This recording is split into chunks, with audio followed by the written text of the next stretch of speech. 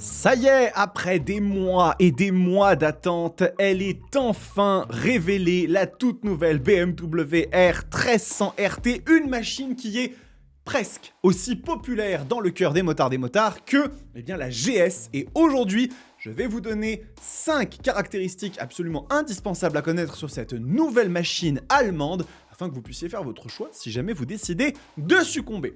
Nous allons commencer immédiatement par la toute première caractéristique extrêmement importante, qui est ni plus ni moins que le moteur de cette R1300 RT, le fameux Boxer, un légendaire de chez BMW qui a été réalisé à 1300 cm3 pour atteindre des valeurs de puissance et de couple encore jamais vues, 149 Nm, mais ce n'est pas tout puisque nous allons également avoir sur cette machine 145 chevaux, ce qui en fait aujourd'hui la version la plus puissante, la plus décoiffante du Boxer que BMW n'ait jamais réalisé. Vous remarquerez que nous atteignons le 0 à 100 en 3 secondes 7, ce qui fait quand même de cette machine un sacré avion de chasse. Alors il y a fort à parier que sur cette version du Boxer pour la RT, la démultiplication ait été un peu retravaillée de façon à permettre d'avoir quelque chose d'un petit peu plus souple, d'un petit peu plus soyeux que sur la GS et surtout la R que j'ai hâte de tester, qui elles à mon avis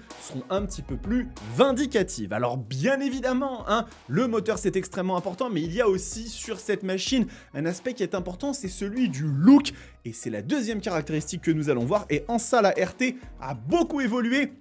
Regardez un petit peu, la machine a complètement changé de look. On retrouve un faciès qui est inspiré de celui de la S1000 RR, avec ses deux phares en fente extrêmement aplati et affiné, et un look global qui est un peu plus assimilé à celui d'une R1300R, je dirais, avec ses flancs de carénage qui sont extrêmement lissés. La machine a un style qui est très très différent de l'ancienne. Je suis personnellement assez fan. Si on va faire un petit tour du côté des couleurs, nous avons de l'option 719 qui lui donne un petit verre d'eau extrêmement sympathique, le style Impulse qui est lui aussi très joli, en bleu comme ça, très intense, et finalement le triple black lui donne une finition un petit peu plus, on va dire, sobre et extrêmement classe pour celles et ceux d'entre vous qui ne veulent pas quelque chose de trop ostentatoire.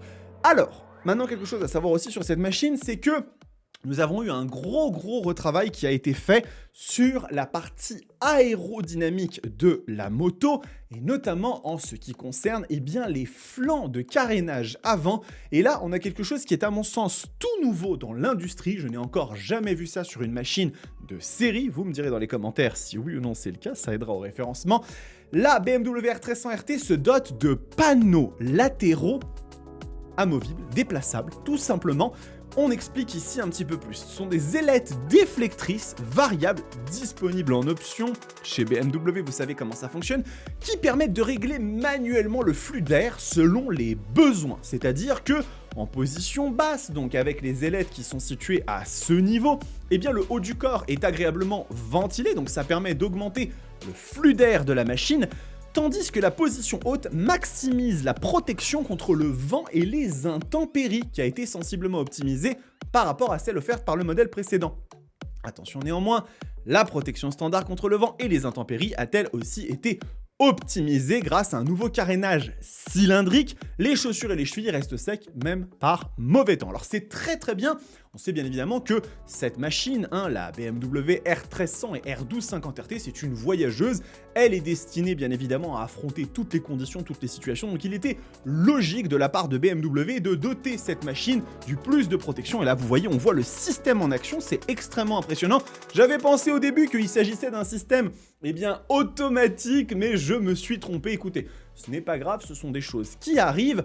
Nous allons passer maintenant au quatrième point de cette vidéo, qui est la technologie. Et là-dessus, la RT a toujours été une sorte de parangon de pièce maîtresse chez BMW, et elle ne sera pas en reste avec ce nouveau modèle, puisque nous allons avoir dans un premier temps, l'ASA, l'assistant de changement automatique de vitesse, le Automated Shift Assistant chez BMW, donc qui va tout simplement faire disparaître l'embrayage. Et alors, nous avons des différences selon les constructeurs. Chez BMW, nous faisons le choix de nous passer du petit levier d'embrayage, mais nous gardons quand même le sélecteur de vitesse, chose qui n'est pas présente par exemple sur le YAMT de chez Yamaha.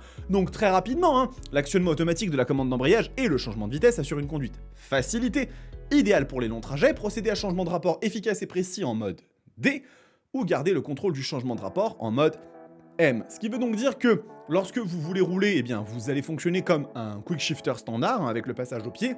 Si vous voulez que la machine gère d'elle-même tous les rapports de façon automatique, ce sera possible avec ce ASA, en option aussi à préciser.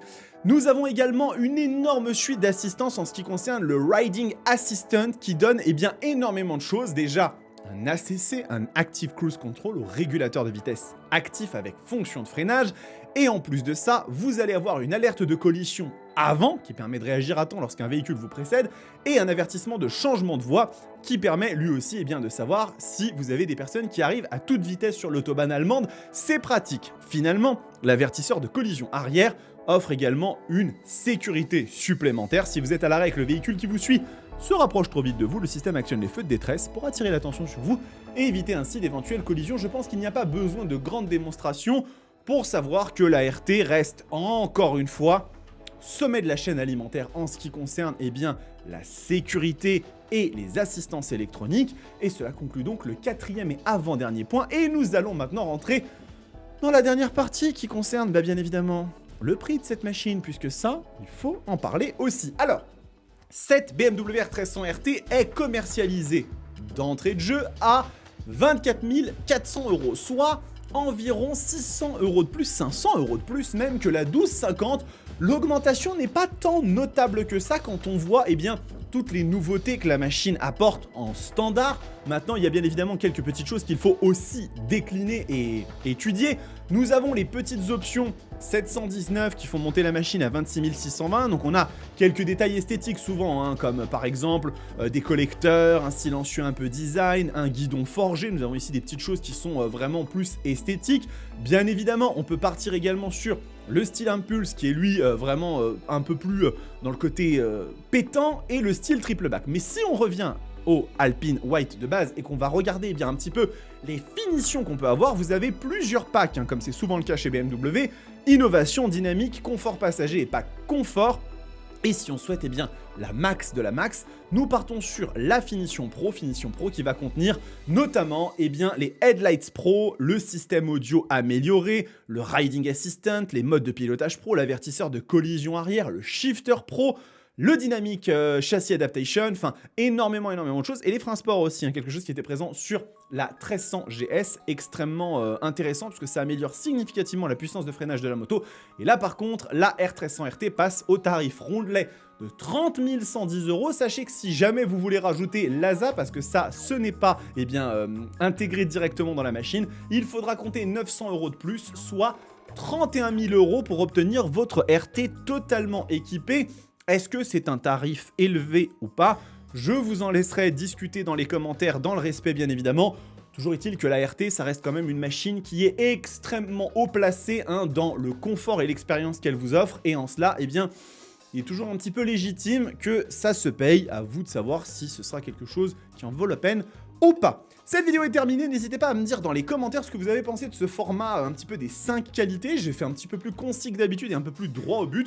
J'ai écouté un petit peu vos critiques et vos remarques et j'ai essayé de les appliquer. Nous allons faire une autre vidéo sur la R1300 RS que vous allez pouvoir retrouver juste ici dès qu'elle sera disponible. En attendant les amis, prenez soin de vous, kiffez vos bécanes. Ciao!